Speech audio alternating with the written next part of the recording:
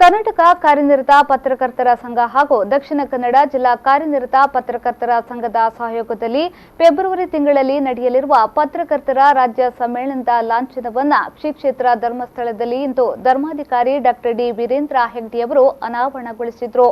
ಬಳಿಕ ಮಾತನಾಡಿದ ಧರ್ಮಸ್ಥಳದ ಧರ್ಮಾಧಿಕಾರಿ ಡಾಕ್ಟರ್ ಡಿ ವೀರೇಂದ್ರ ಹೆಗ್ಡೆಯವರು ಪತ್ರಕರ್ತರು ಸದಾ ಒತ್ತಡದಲ್ಲಿ ಕೆಲಸ ಮಾಡುವವರಾಗಿದ್ದಾರೆ. ಹಲವಾರು ಸಮಸ್ಯೆಗಳನ್ನು ಪತ್ರಕರ್ತರು ಎದುರಿಸುತ್ತಿದ್ದಾರೆ. ಈ ಎಲ್ಲ ಸಮಸ್ಯೆಗಳಿಗೆ ಪರಿಹಾರ ಕಂಡುಕೊಳ್ಳುವ ಪ್ರಯತ್ನ ರಾಜ್ಯ ಸಮ್ಮೇಳನದಲ್ಲಿ ನಡೆಯಲಿದೆ ಎಂದು ಹಾರೈಸಿದರು. ಸುಮಾರು 30,000 ಪ್ರತಿ ಮಂಜುವಾಣಿ ನಮ್ಮ ಕ್ಷೇತ್ರದಲ್ಲಿ ಪ್ರಕಟ ಆಗ್ತದೆ. ಈ 2 ತಿಂಗಳ ಪತ್ರಿಕೆಗಳು ಹೊರಡುವಾಗ ನಾನು ಎಲ್ಲವನ್ನು ಪ್ರತಿಯೊಂದು ಪುಟವನ್ನು ನಾನು ಗಮನಿಸ್ತೇನೆ. ಅದರ ಮೇಲೆ ಅದರ ಪರಿಣಾಮ ಏನಾಗಿರಬೇಕು ಅನ್ನೋದು ನಮ್ಮ ಉದ್ದೇಶ ಆಗಿರುತ್ತೆ.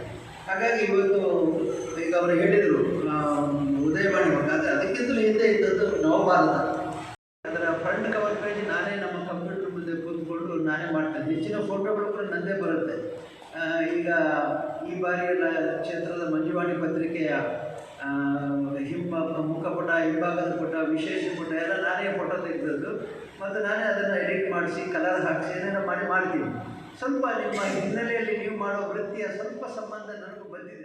ಕಾರ್ಯಕ್ರಮದಲ್ಲಿ ಬೆಳ್ತಂಗಡಿ ಶಾಸಕರಾದ ಹರೀಶ್ ಪೂಂಜಾ, ಕರ್ನಾಟಕ ಕಾರ್ಯನಿರತ ಪತ್ರಕರ್ತರ ಸಂಘದ ಅಧ್ಯಕ್ಷ ಶಿವಾನಂದ್ ತಗಡೂರು, ಪ್ರಧಾನ ಕಾರ್ಯದರ್ಶಿ ಲೋಕೇಶ್, ದಕ್ಷಿಣ ಕನ್ನಡ ಜಿಲ್ಲಾ ಕಾರ್ಯನಿರತ ಪತ್ರಕರ್ತರ ಸಂಘದ ಅಧ್ಯಕ್ಷ ಶ್ರೀನಿವಾಸ್ ನಾಯಕ್, ಜಿಲ್ಲಾ ವಾರ್ತಾಧಿಕಾರಿ ಖಾದರ್ ಶಾ ಸೇರಿದಂತೆ ರಾಜ್ಯದ ವಿವಿಧ ಜಿಲ್ಲೆಗಳ ಪತ್ರಕರ್ತರ ಸಂಘದ ಅಧ್ಯಕ್ಷರು, ಪದಾಧಿಕಾರಿಗಳು ಉಪಸ್ಥಿತರಿದ್ದರು.